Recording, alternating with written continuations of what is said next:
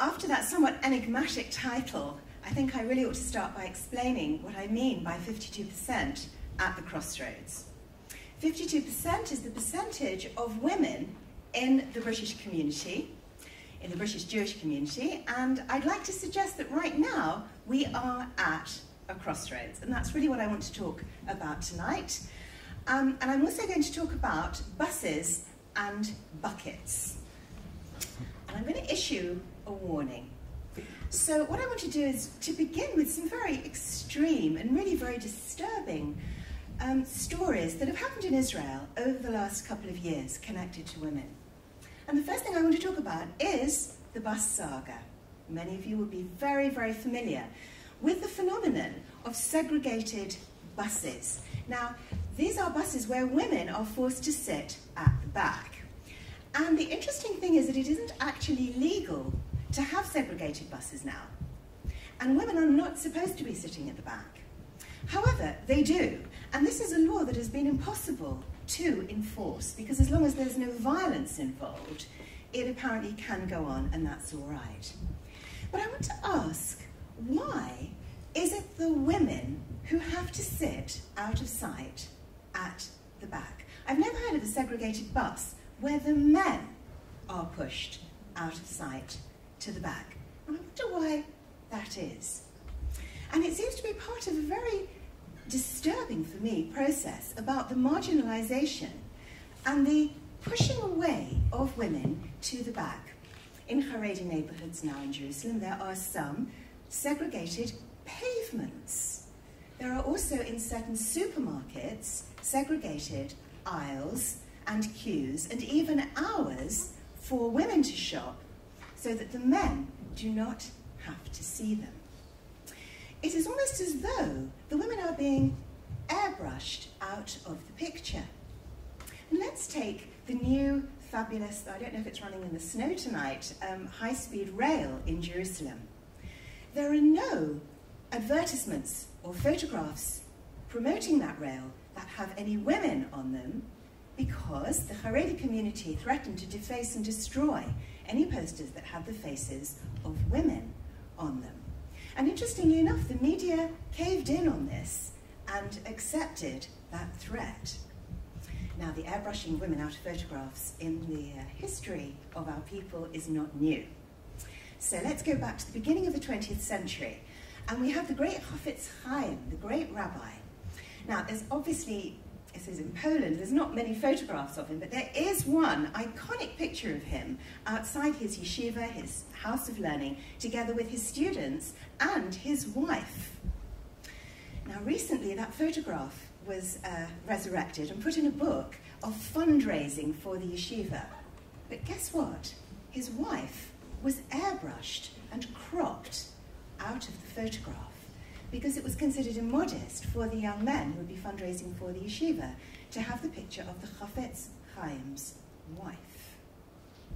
Now, in 2011, here's another iconic photograph that many of you, I think, will remember, which is of the White House staff staring intently at a screen, and this was to mark Osama bin Laden's capture. And amongst them was Hillary Clinton. Now, when that picture was reproduced in Der Zeitung, a Yiddish newspaper in America, the picture of Hillary Clinton was removed. Now, the newspaper had to apologize, and they had to issue a serious retraction because it's illegal to tamper with White House photographs. You're not allowed to mess about with them. And the newspaper were very, very apologetic, and they stressed that they did not mean any disrespect to Hillary Clinton, but the men, their readership, had to be protected from these pictures of women, that it was considered immodest.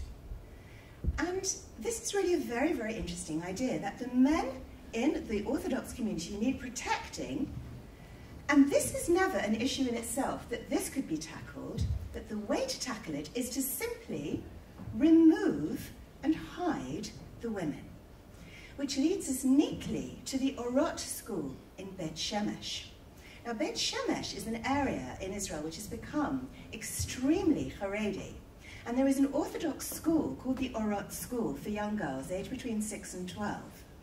Now, everybody knows the Orot School because that's the one that the police park outside in great numbers.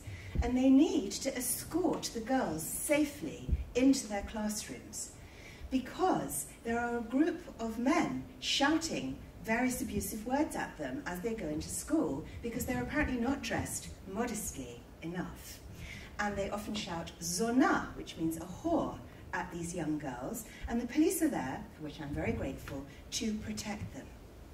But why aren't the police arresting the men? I find that a question that has sorely not been addressed by the rabbinic leadership amongst us. And one Haredi member of this community took trouble to explain to the newspaper why the girls were not sufficiently covered up. And he said they need to be covered up more because, I quote, even an 8-year-old draws my eyes. Now, I said that there wasn't much of a male response to these things, but there have been some very, very interesting and creative responses in Israel by women for women. So, for example, the New Israel Fund started a wonderful campaign where they asked women to take headshots of themselves and stick them around in Jerusalem, and with a caption of their name and saying, "I wish to be seen and heard." And in the Orot school, the women of Beit Shemesh went in one Friday morning taking flowers for the girls and gave them to the girls and said, "Please don't be ashamed of your bodies. You are beautiful. Shabbat Shalom. Have these flowers from us," which I think is really, really lovely. I am reminded of when Golda Meir was in government. There was an outbreak of serious sexual attacks on women in the night. And there was a motion in government about this, and somebody got up and said, "Women are being attacked. We must put a curfew on the women." And Golda Meir said, "Excuse me, I think the men are committing the rapes. Why is it the women who have to stay in? The men should be asked to stay home at night. Why is it the women who have to be hidden away?" Now, what do these extreme, and I hope very disturbing stories have to do with you, with me, with us? What does the invisibility of women have to do with what's going on in our community right here, right now? Well, about 12 years ago, I happened to be in New York for a week seminar with the UJIA. Had a wonderful, wonderful time. And every morning, a group of men came back from a local synagogue in hysterics because apparently the morning service that they'd been to, the shacharit, was just so funny because these guys in this shul were the funniest men ever, and they were so friendly and so welcoming and just so lovely, and the whole thing was just wonderful. So we were very curious about this particular shul, and on Shabbat I happened to be there for mincha in the afternoon, and I said, "I'm coming in because I want to see what this place is like." Now, I was actually the only woman there, and nobody said a single word to me. And I found my way into the women's section for mincha. It was in pitch darkness and completely unheated, and I'll just say it was in February to get the sympathy vote of it. And there was a very welcoming sign on the women's section which said, "Asur ledaber." It is forbidden to speak. Anyway, so I felt really very, very comfortable in this dark, unheated and silent place on my own, and no one said a word to me. Anyway, after Shabbat, they made Havdalah. Nobody asked me to join them. And then, as I came out, I stood in the hall, and all the men were streaming out. Shavua Tov, Givach, have a good week, hugs and slapping. And they walked past me, but they also actually walked through me. Nobody made eye contact, nobody said a word. The F for female that was upon my head was emitting strange beams. And one of my colleagues leaned forward and whispered in my ear and said, "You have entered the twilight zone. You are invisible to the male eye." And it's really hard for me to summon up how I felt there in the middle of this lovely, friendliest shul in New York. But back to what goes on here. And what I'm going to say now may seem very trivial compared to these extreme stories that I've spoken about in Israel. But I'd like to suggest that the gap between those stories about buses and pavements and the stories I'm about to say that go on in Orthodox synagogues in this country, the gap is perhaps not as wide as we might think. So here we go. Thinking again about the marginalization and the invisibility of women. So last Yom Kippur, in a shul not a million miles away from here, and I'm definitely going to be nameless, a rabbi managed to finish the Yom Kippur service, the additional service, the Musaf, a little bit earlier than he'd planned, and he said to his warden, we're going to start Mincha half an hour earlier. And this was at lunchtime when most of the women were at home with their children. And the warden said, you can't do that because there's so many people not here. And the rabbi looked around and said, I don't see anyone missing. At a Gemara Shir advertised on a very well-known Orthodox website in London.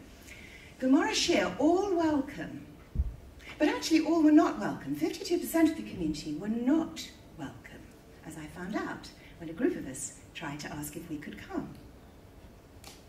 A new members newsletter in a synagogue. No one gets left out. Everyone gets called up. Please make yourself known to the management. But you see, not everybody is getting called up. 52% aren't. Now please let me make myself very clear here. I'm only asking for clarification for men to make themselves welcome. I know that women aren't going to get an aliyah. But the idea of all being welcome puts women very, very much out on a limb, invisible. And there are tremendous, tremendous moves going on right at the moment to, in the lay community, involve women in the landscape much, much more. There are chairs of shuls. There's going to be, I think, trustees of the United Synagogue. But I want to ask the rabbinic leadership, why have they not embraced the opportunities now, which seem to be needed so much for women, to be included in prayer services and in the body of the synagogue itself? I think we ignore the 52% at our peril. The educational landscape is changing. Once upon a time, all men. Then for a while, a program of speakers, a woman would often be asked onto the panel or to be one speaker, and I know all about that because it was often me. And it's a very lonely place, you know, being a token woman. The expectations are very low. In fact, it's amazing that you're there at all. And that there is that sense of, I used to feel like a black person on a white lineup of speakers. And it reminds me a little bit of The History Boys, that play by Alan Bennett, where Miss Lintoft, the lone female teacher, says to the boys as they're preparing for their Oxbridge interview, you do realise that one of the dons that interviews you might be a woman. At which point they roll their eyes very theatrically. And she says, what is so embarrassing about that? And one of the boys memorably says, it's not our fault, miss. It's just the way it is. She says, do you know what history is like for women? History is women following behind with the bucket. Now, I don't want to erase the bucket from history. I don't want to erase the women from history. I don't want the men erased from history. I don't want anyone erased from history. But I do wonder sometimes, in the Jewish community, it's not our fault, miss. It's just the way it is. Is that the best we can do? Now, it's often said to me, if you're fighting against these things and you don't like it, why don't you just leave? Why don't you leave the Orthodox community? And it's a good question. But it's not so easy. The Orthodox community is where I am, it's where I live, I have a stake in it, I have great investment in it, it's my home. It's like saying when you're in a job and you have an argument with your boss, you don't just leave. Well, sometimes you have to, but most of the times, you don't. If you have an argument with your family, you don't just walk out. You have to figure out how to make it work. So I'm not threatening to leave, much worse than that. I'm threatening to stay. So this is a warning that the gap between those very extreme stories and the stories I've told about what's going on right here, right now, is perhaps not as wide as we think. And we are, I feel, at a very, very important crossroads. So, 52%, women of the British Jewish UK community, arise. You have nothing to lose but your buckets, and just possibly the men may be able to help you carry those too.